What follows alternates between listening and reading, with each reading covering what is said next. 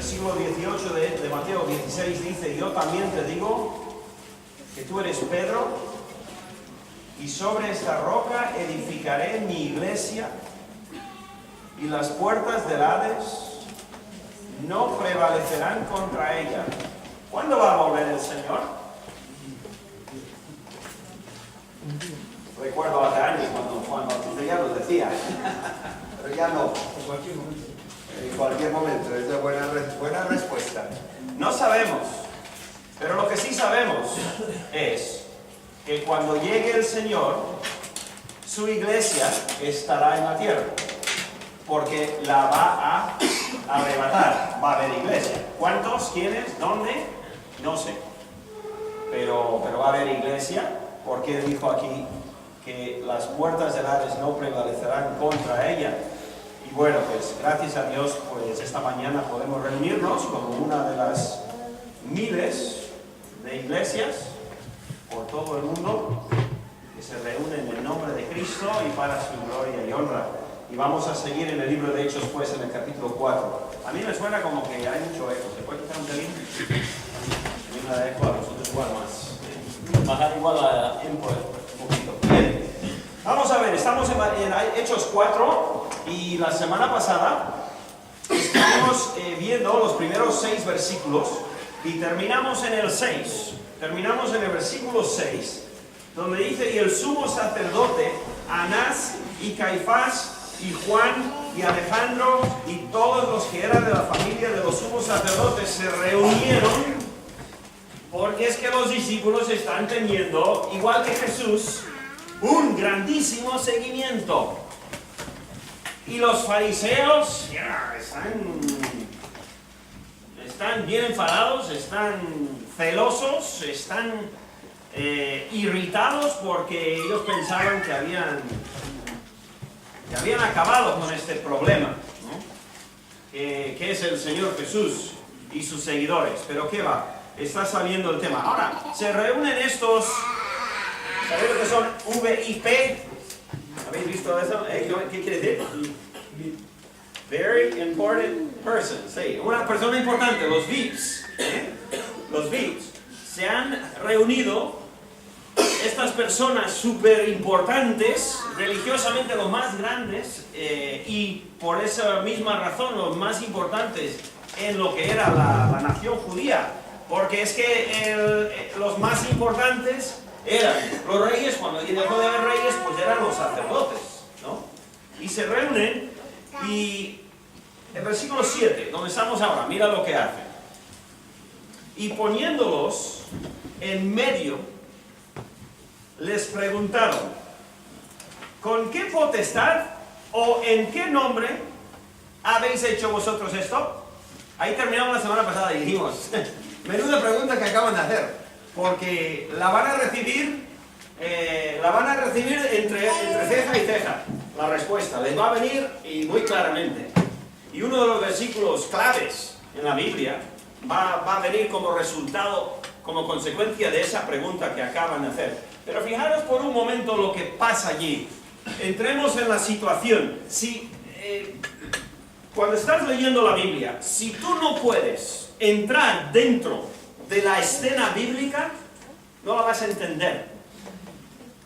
No la vas a entender. Por eso es tan importante saturarnos de la palabra de Dios, porque la misma palabra nos enseña el contexto mejor que ninguna otra fuente. Hay algunos libros extrabíblicos de estas épocas que ayudan a entender las culturas del Oriente Medio, pero realmente el mejor lugar para entender el contexto bíblico es en la misma Biblia, porque el Espíritu Santo lo escribió perfectamente.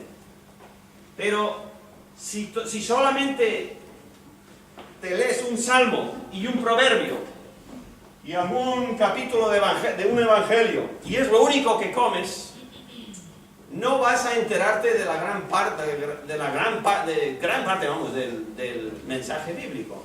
Hay que entender el contexto, y el contexto muchas veces nos ayuda a ponernos en el lugar de los creyentes, sea Moisés, sea la madre de Moisés, la hermana de Moisés, sea Daniel, los 3 hebreos, sean los niños que trajeron a Jesús, las familias, etcétera, etcétera. Tienes que entrar en el contexto. Y aquí el Espíritu Santo nos está dando contexto, por eso es importante entenderlo y intentar entrar de alguna manera en lo que está pasando. Entonces, nos acaba de decir que esta gente muy importante ha cogido a los discípulos y los ha reunido, y ahora ¿qué dice en el 7?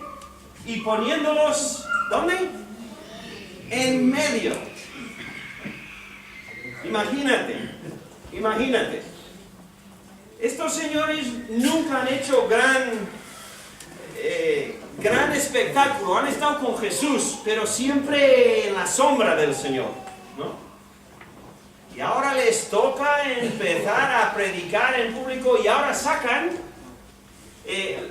vienen todos los grandes, los peces gordos, se diría en castellano, ¿no? Los peces gordos, y los rodean, en este lugar cerca del templo, los rodean y empiezan a atacarlos y a preguntarles cosas. ¿Cómo estarían los discípulos? En su carne, ¿cómo estarían?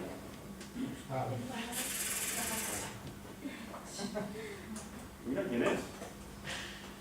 Estarían asustados. Es lógico.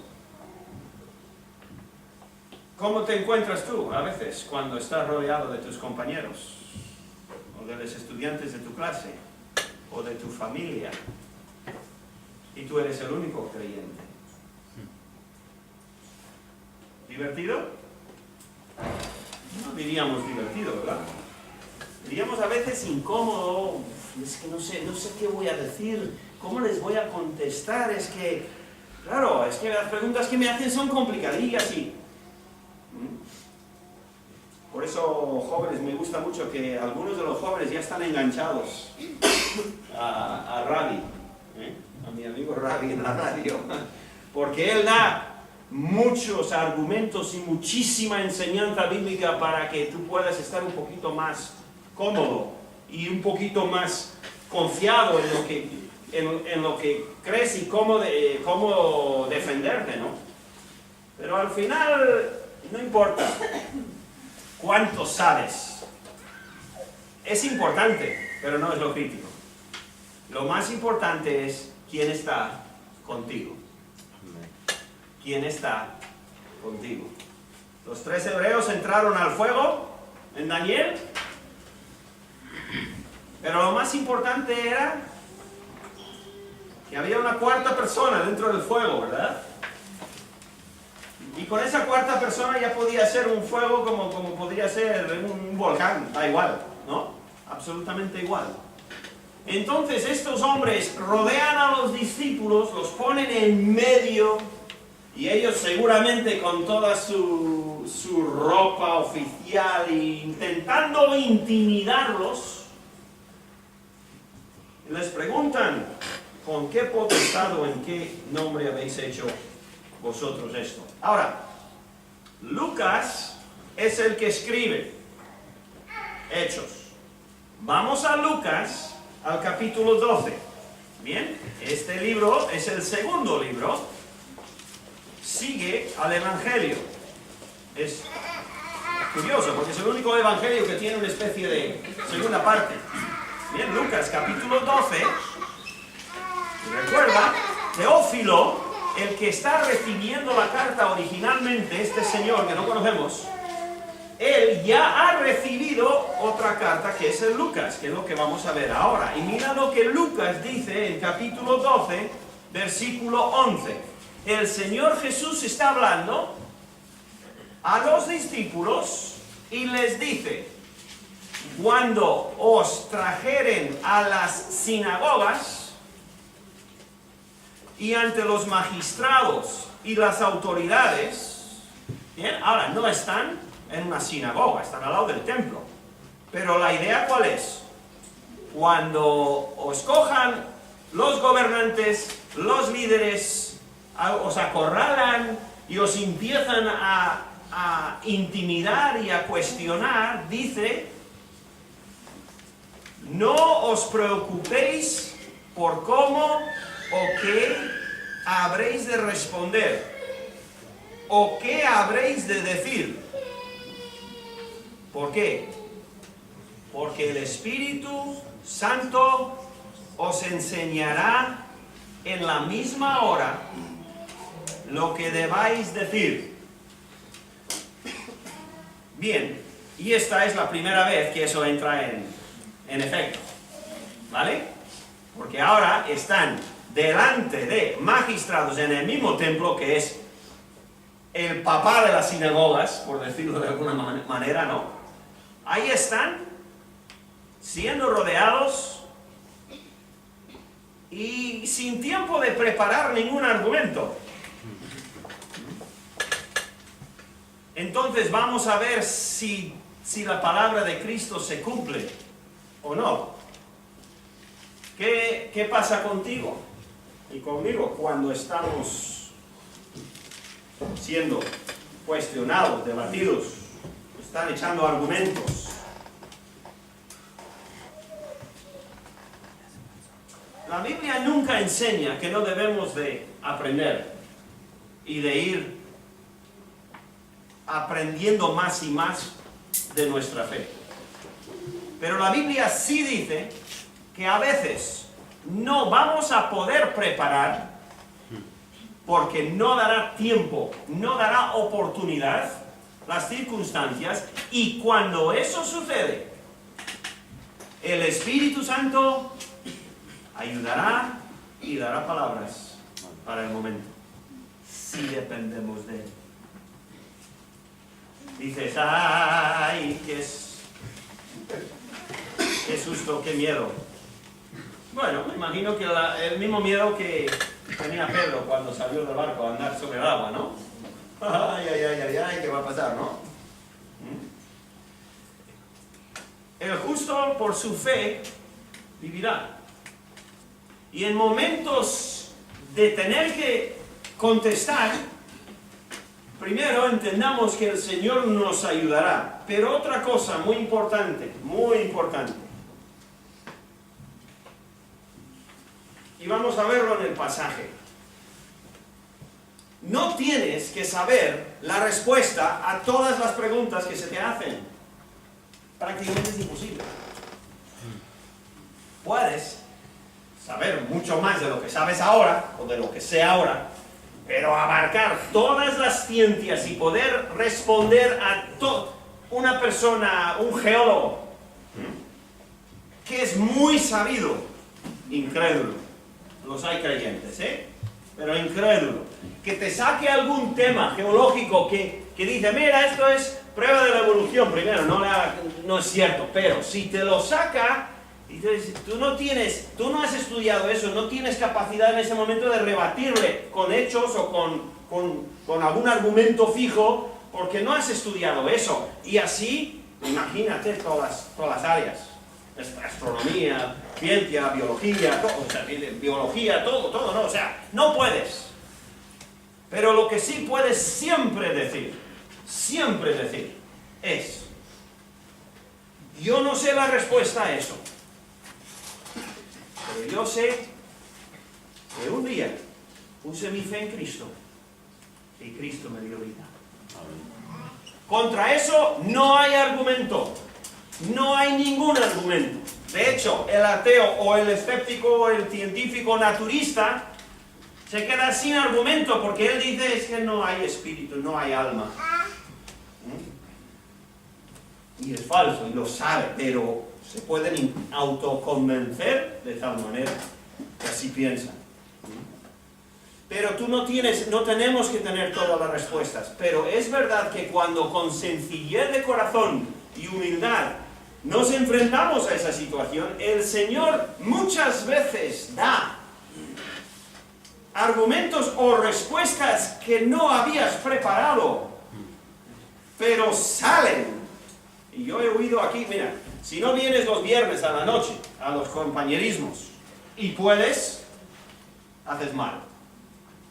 Primero te pierdes una grandísima bendición. Hay cada semana unos testimonios maravillosos cada viernes.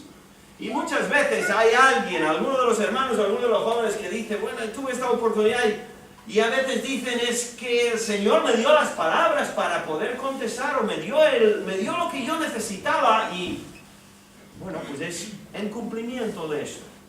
Y el Espíritu Santo nos ayuda. Pero manténlo sencillo. Bien, vamos a volver a Hechos 4. Les han puesto delante. Entonces, versículo 8 dice, entonces Pedro, lleno del Espíritu, del Espíritu Santo, les dijo, gobernantes del pueblo y ancianos de Israel. Vamos por partes. Entonces Pedro, lleno del Espíritu Santo. ¿Qué es lo que está haciendo Lucas? Lucas, muy a menudo, en el libro de Hechos, nos recuerda de quién está haciendo la obra. No es Pedro, no son los apóstoles, se llama los Hechos de los Apóstoles. Pero ese es el título que le hemos dado nosotros. Se suele decir, y más acertado, que el libro de Hechos es los Hechos del Espíritu Santo. Pero entendemos que lo hace a través de los creyentes, los apóstoles. Entonces no está mal el título, pero Lucas nos recuerda muy a menudo que es el Espíritu Santo el que está obrando aquí, el que está moviendo. Y aquí dice que Pedro, lleno del Espíritu Santo. No quiero desviarme demasiado para tratar todo el tema del Espíritu Santo, pero dejemos algunas cosas muy claras, porque tenemos algunos incluso creyentes nuevos. Cuando uno pone su fe en Cristo y pide al Señor perdón y salvación, en ese momento suceden un montón de cosas dentro que nadie ve. Nace vida espiritual. Y otra cosa que sucede es que el Espíritu Santo de Dios entra al corazón del creyente y empieza a vivir ahí, dentro de nosotros. De tal modo que la Biblia dice que nuestro cuerpo es templo del Espíritu Santo. Antes el templo estaba fuera, incluso fuera del pueblo, estaba en Jerusalén, tabernáculo, luego el templo. Pero a partir de la venida y la obra de Cristo, el Espíritu Santo está dentro del creyente. ¿Por qué entonces a veces los creyentes nos portamos como si no estuviera el Espíritu Santo dentro de nosotros? ¿Cómo puede ser? ¿No es una contradicción? Sí. Pues sí, es una contradicción. Que tengamos el Espíritu Santo dentro, una contradicción en el sentido de que no le hago caso. De hecho, le desobedezco, porque el Espíritu Santo come y come y come cuando estamos haciendo mal. Nos estorba, nos irrita, para bien, nos pega, nos habla, nos chilla a veces, porque está dentro, y estamos haciendo con su templo aquello que no conviene. Tantísimos vicios externos que hay montones. Puede ser incluso comer demasiado. Yo hago eso a veces. Como demasiado. Luego digo, no debía de haber comido esa cuarta hamburguesa. Pero, ¿me entendéis, verdad? Que habéis cogido demasiado. ¿Por qué el Espíritu Santo, incluso en algo tan mundano como comer, te puede arrear? Porque sabe que no está bien. Nuestro cuerpo es el vehículo de nuestra alma en esta vida. Es la tienda. Y si lo maltratamos, luego, si llegamos a mayor y tenemos este problema, y diremos, sí, claro, es que yo cuando... Pues mira, ¿a quién vas a culpar? O sea, el Espíritu Santo obra dentro de nosotros, y debemos aprender a escucharle. También cuando estamos caminando con el Señor, estamos en su palabra, estamos en comunión con los hermanos, estamos en la iglesia, estamos queriendo acercarnos al Señor, el Señor también tiene mucha más libertad, el Espíritu Santo tiene mucha libertad de usarnos. Yo digo, ¿no ves la obra del Espíritu Santo en algo especial en tu vida? Quizás es porque no te has acercado. El Señor no va a hacer grandes cosas para aquellos que no se interesan en Él. Punto. Es así, es una ley sencilla. Todo hermano, todo cristiano, mira la Biblia, yo creo que es cierto hoy, Dios no ha cambiado. Todo creyente, varón, mujer, que ama a Dios y que Dios es primero en su vida y no quiere más que Dios, que le guíe, que le encamine, que esté con Él. Todo creyente así va a ver en su vida las maravillas de Dios. Prometido, seguro, garantizado. ¿Por qué? ¿Porque lo digo yo? No, porque Dios no cambia. Dios no cambia. Y en la Biblia nos enseña que cada creyente que se entrega a Él y le da su vida para que lo guíe, para que lo dirija, Dios hace maravillas. Ahora, la maravilla no es la misma que para una persona que para otra. Algunas personas Dios los usa grandemente.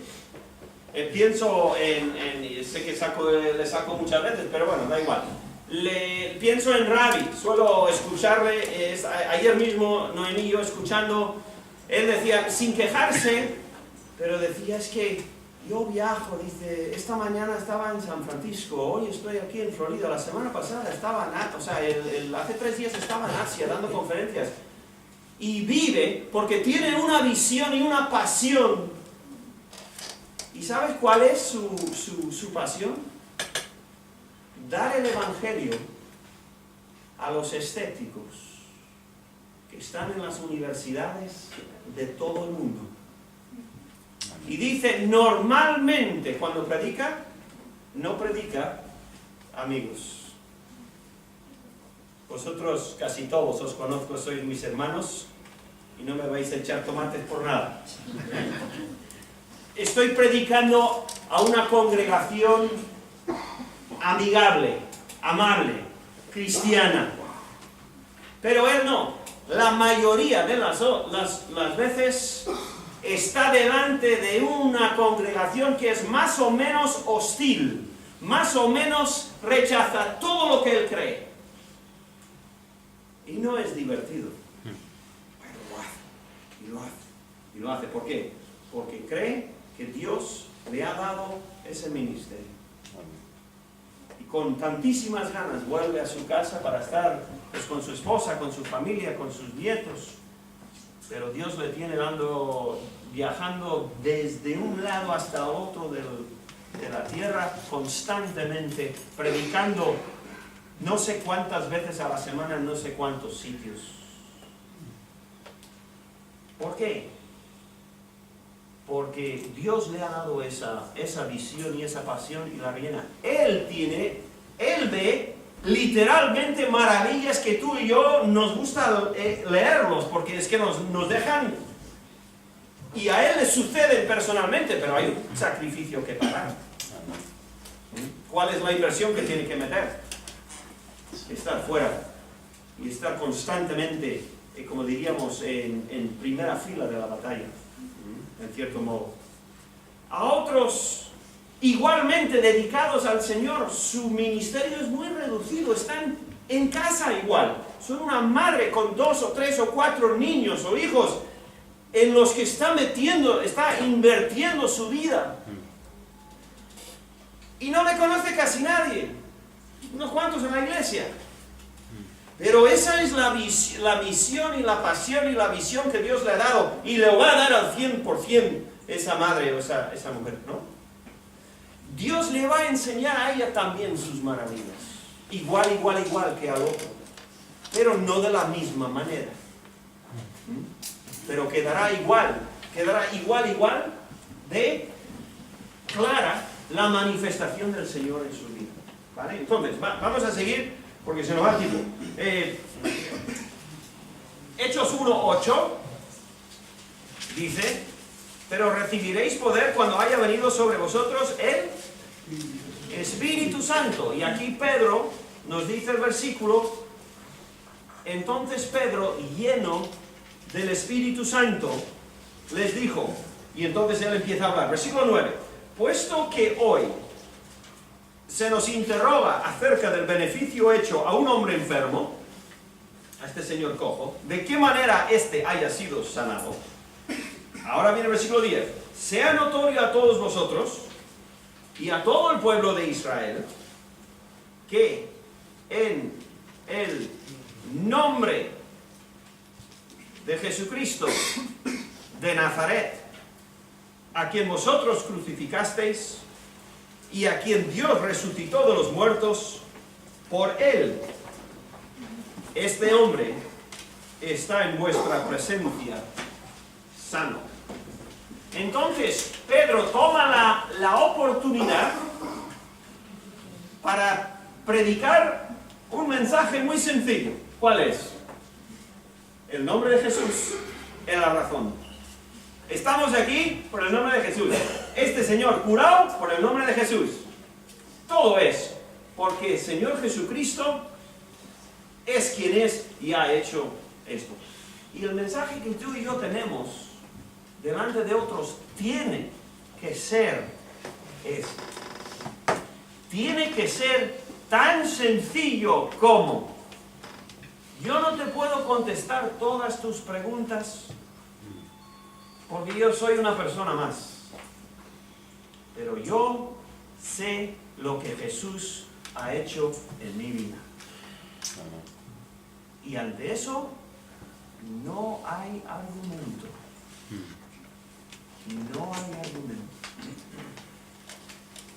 Cuando venían contra Pablo, el apóstol más tarde, con toda la ciencia y toda la educación que él tenía y todo lo que él sabía como autor de las Escrituras, ¿sabes de qué hablaba?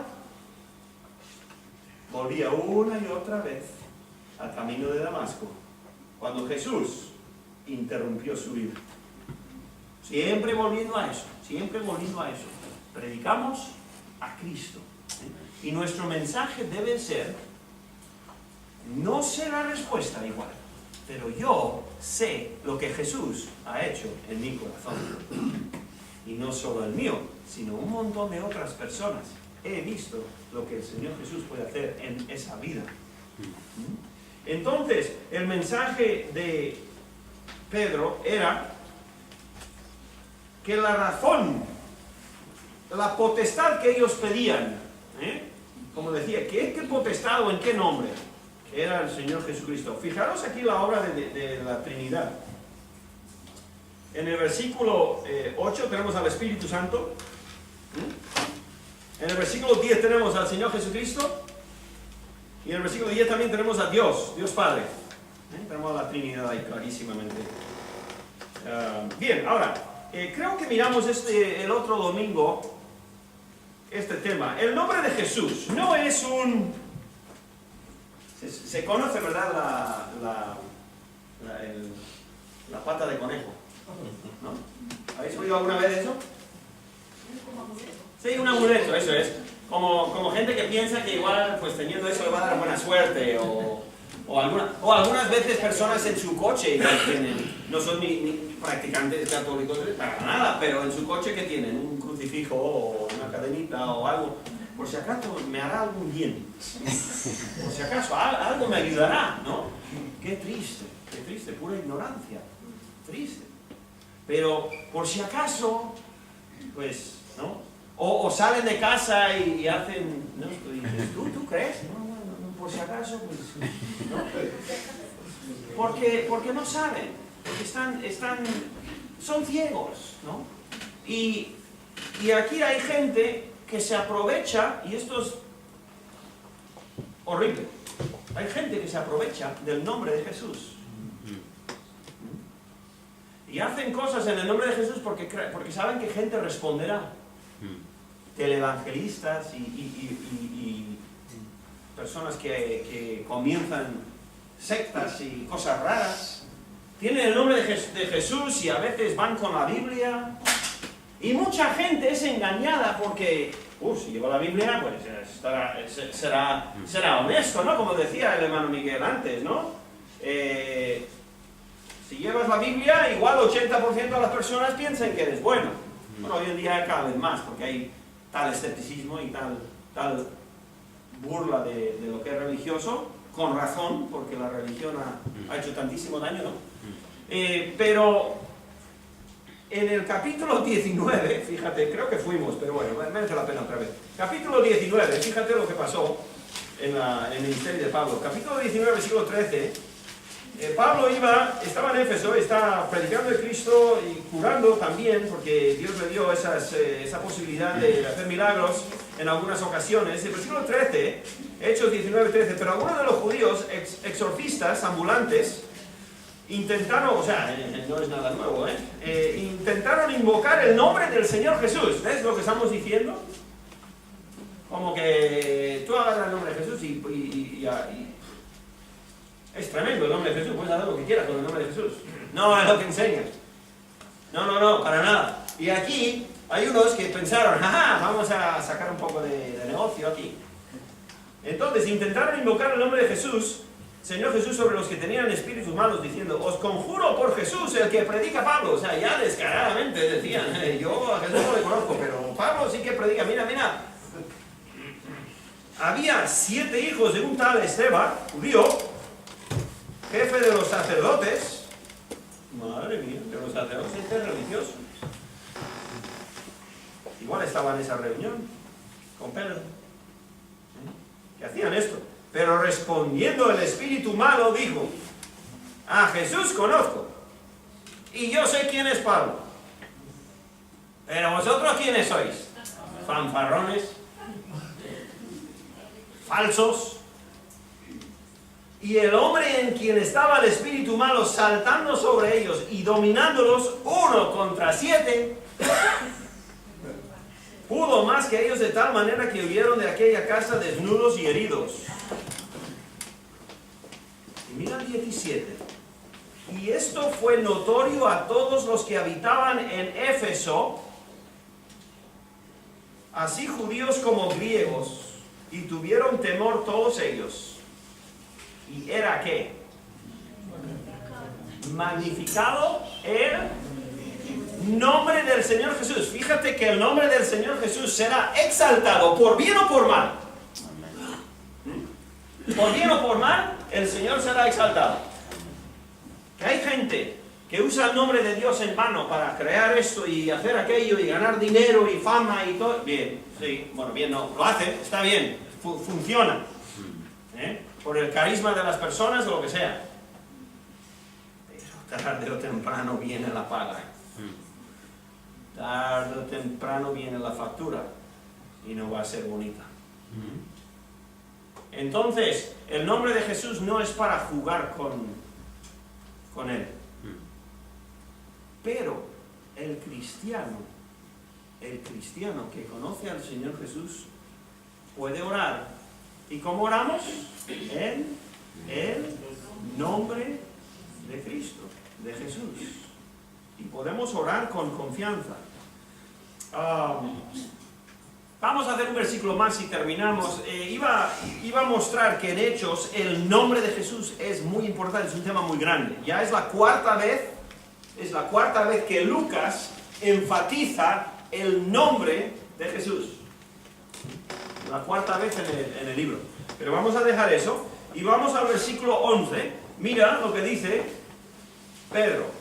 Este Jesús es la piedra reprobada por vosotros los edificadores. ¿Qué hace ahí? Empieza a hablar en imágenes, en metáforas. De pronto, hablándoles, Jesús es una roca o una piedra y ellos son constructores. así de pronto, sin más aviso. Dice, vosotros, o Jesús es la piedra reprobada por vosotros los edificadores, que viene del Antiguo Testamento, Salmo creo que es. Pero dice, la cual ha venido a ser cabeza del ángulo. Bueno, hoy en día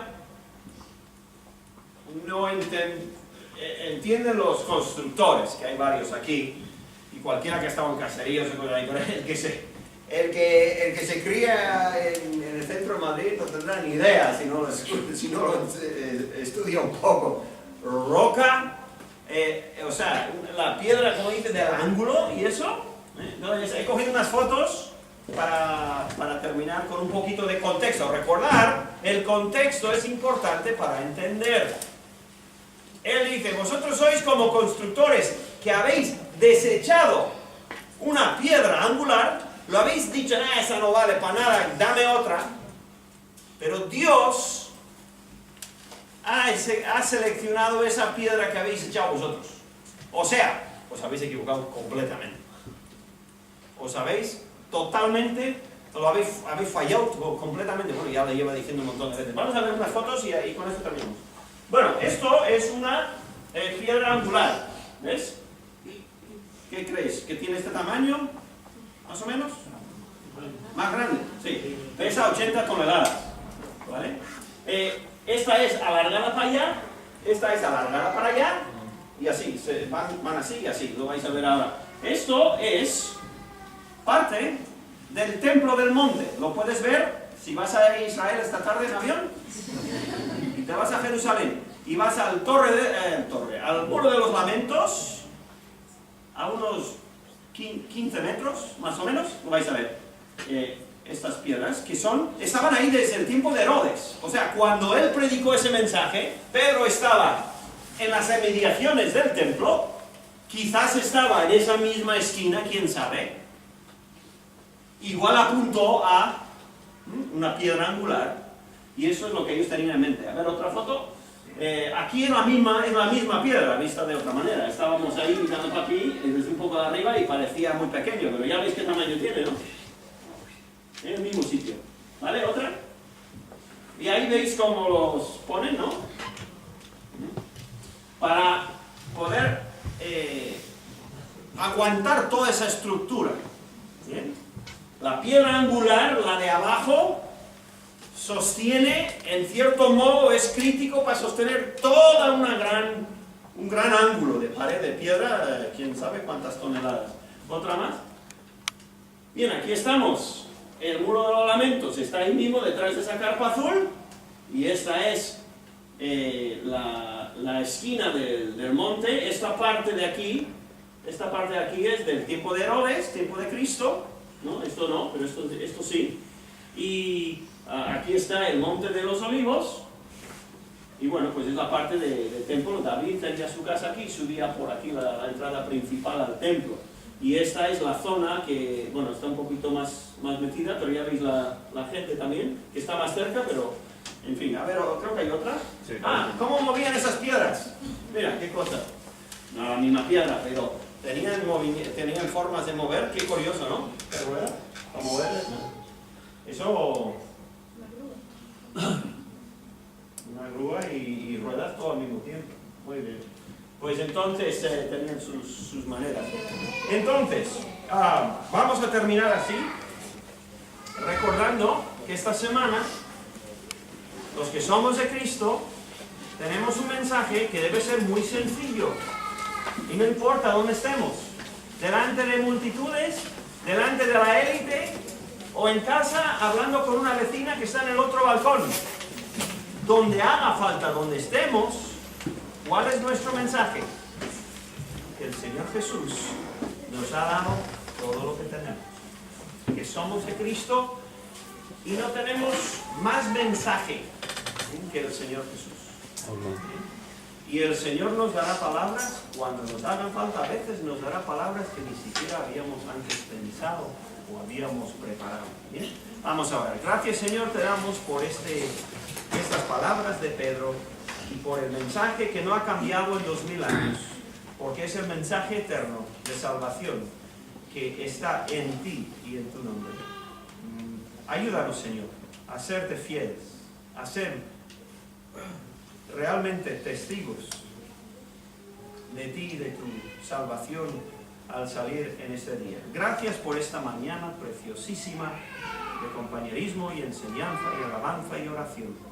Queremos, Señor, que tú seas exaltado por medio de nuestras vidas, pero no solo en los cultos, sino que yendo para casa ahora y enfrentando una semana.